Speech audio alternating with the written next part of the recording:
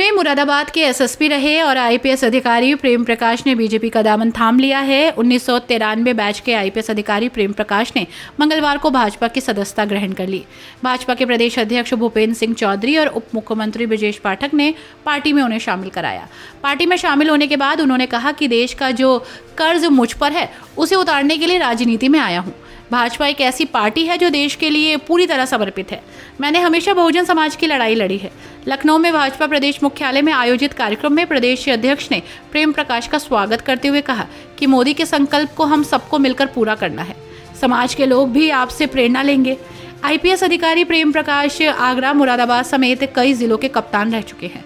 8 दिसंबर 1962 को दिल्ली में जन्मे प्रेम प्रकाश 1993 बैच के आईपीएस अफसर हैं। बीटेक करने के बाद पुलिस मैनेजमेंट में भी एमडी कोर्स कर चुके हैं, master in diploma. Way Agra, Moradabad, NCR समेत कई जिलों में कप्तान रह चुके हैं। इसके अलावा प्रेम प्रकाश ने 12 जुलाई 2009 को राजधानी लखनऊ में एसएसपी का चार्ज संभाला। एडीजी पद से रिटायर हुए प्रेम प्रकाश ने साल 2019 में सीए एनआरसी के दंगों के दौरान कानपुर में बड़ी जिम्मेदारी निभाई। मुख्तार अंसारी को यूपी के बांदा जेल तक लाए जाने की जिम्मेदारी को लेकर भी चर्चा में रहे। मुरादाबाद में तैनाती के दौरान आईपीएस प्रेम प्रकाश ने पुलिसिंग व्यवस्था में सुधार लाने के लिए नित नए कदम उठाए। उनकी तैनाती के दौरान गुंडे माफिया मुरादाबाद से दूर भाग गए थे। उन्हें सलाखों के पीछे भेज दिया गया। उस वक्त पीड़ितों, मजलूमों, गरीबों को मुरादाबाद एसएसपी प्रेम प्रकाश का दरबार ही न्याय का मंदिर दिखाई देता था। उस समय मुरादाबाद के अन्य पुलिस के अधिकारियों से ज्यादा पूर्व एसएसपी प्रेम प्रकाश की जन सुनवाई कार्यक्रम में लोगों की भीड़ होती थी।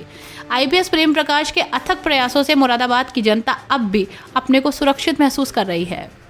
आज मुझे अत्यंत हर्ष की अनुभूति हो रही है और एक बहुत बड़ा जो देश का कर्ज अपने ऊपर है उसे उतारने का अवसर मिल रहा है कि एक ऐसी पार्टी जो पूरी तरह से समर्पित है 2047 तक विकसित राष्ट्र के रूप में भारत को स्थापित करने के लिए, कि मैं भी उसका हिस्सा बनूं, इस यत्न में अपनी आहुति दूं। बहुजन सशक्तिकरण संघ के रूप में हमने बहुजनों की लड़ाई लड़ी है, नौकरी में रहकर भी और नौकरी के बाद भी। काफी चिंतन किया।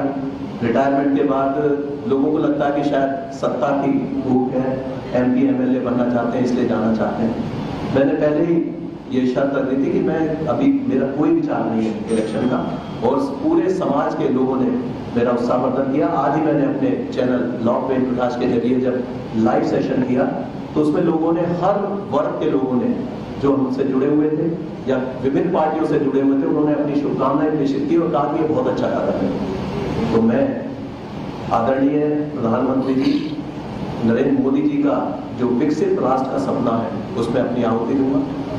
उत्तर प्रदेश के मुख्यमंत्री योगी आदित्यनाथ जी ने जो उत्तर प्रदेश का कायाकल्प किया है उसमें हम अपनी आंखों से देख रहे हैं कि किस प्रकार का एक बड़ा परिवर्तन लॉ एंड ऑर्डर के क्षेत्र में हुआ है, जिसके हम साक्षी रहे हैं, उसके भागीदार रहे हैं। आज हमारे यशस्वी उप मुख्यमंत्री जी जिस तरीके से संगठन और प्रदेश की सरकार को चला रहे हैं, गुंडा माफिया राज ये बिल्कुल दूर जहाँ से भगाया गया, उसके लिए बड़ा अथक प्रयास किया है सभी लोगों ने। तो मैं पार्टी की नीतियों से प्रभावित होकर आज भारतीय जनता पार्टी की सदस्यता ग्रहण कर रहा हूँ और मेरा जो जीवन है वो समर्पित रहेगा अपने बहुजनों के लिए, अपने गरीब कल्याण के लिए। आज एक बात उठाई जा रही है, मुझे सबसे ज्यादा वेदना होती है जब आरक्षण के समाप्त करने की बात करते हैं। संविधान बदलने के लिए लोग आह्वान कर रहे हैं कि पार्टी ने इसलिए एक नारा दिया है कि अब की बार 400 पार,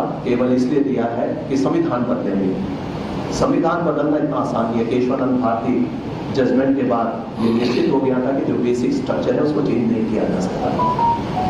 बाबा साहब डॉक्टर भीमराव अम्बेडकर जी की इस बार जयंती पर 14 अप्रैल को जब मैं पार्लियामेंट हाउस गया, वहाँ सबको ये कयास लगाए जा रहे थे कि शायद इस बार प्रधानमंत्री जी नहीं आएंगे, लेकिन जब वहाँ सबसे पहले आदरणीय प्रधानमंत्री जी पहुंचे तो वहाँ जनता में एक हर्ष की छा गई और लोगों को लगा कि हाँ ये केवल एक ऐसा जुमला छोड़ा जा रहा है, केवल पार्टी बाजी से प्रभावित होकर लोग ये कोशिश कर रहे हैं कि किसी भी तरह से रूलिंग पार्टी को बदनाम किया जाए।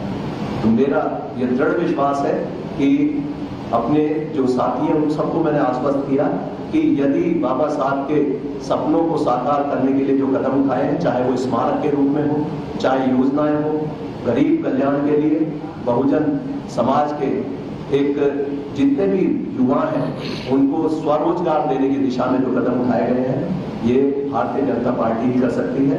और इस बार यदि हम सब पार्टी को पुनः इस सत्ता में लाएंगे, आदरणीय प्रधानमंत्री जी अगर इसी प्रकार अपना नेतृत्व प्रदान करेंगे तो वह तो दूर नहीं कि हम पूरे विश्व में नंबर 1 पर होंगे।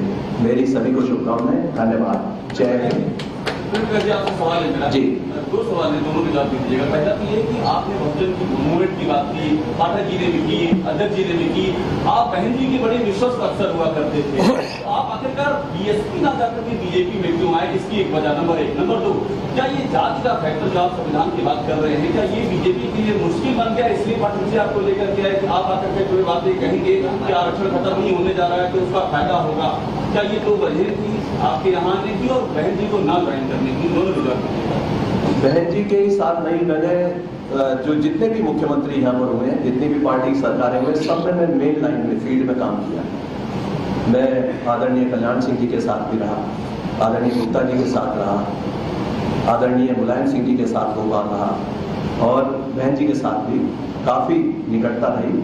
और आप देख रहे होंगे कि आज की सरकार में आधे लोग वो हैं जो बहन जी के साथ या काशीराम जी के साथ रहे।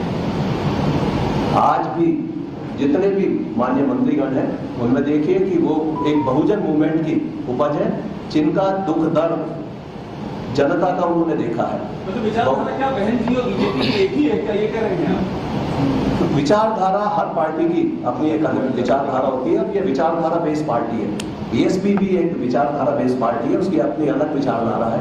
बीजेपी की जो विचारधारा है, जो आपने देखा होगा कि इसमें एक आम व्यक्ति का, चाहे वो पंडित श्यामा प्रसाद मुखर्जी रहे हों या उसके बाद भी जितने मूवमेंट चले हैं, उन्होंने बात की है एक गरीब कल्याण की, जो अब एक आपने देखा सबका साथ सबका विकास, उसमें परिणत हो चुकी है ये धारणा। बहुत बहुत धन्यवाद। एक महायज्ञ चल रहा है लोकतंत्र के इस महापर्व को, उसको पूरा करने के लिए विभिन्न सामाजिक संगठनों के बड़े बड़े साथी, विभिन्न राजनीतिक दलों में काम करने वाले हमारे नेतागण लगातार भारतीय जनता पार्टी की सदस्यता ग्रहण कर रहे हैं।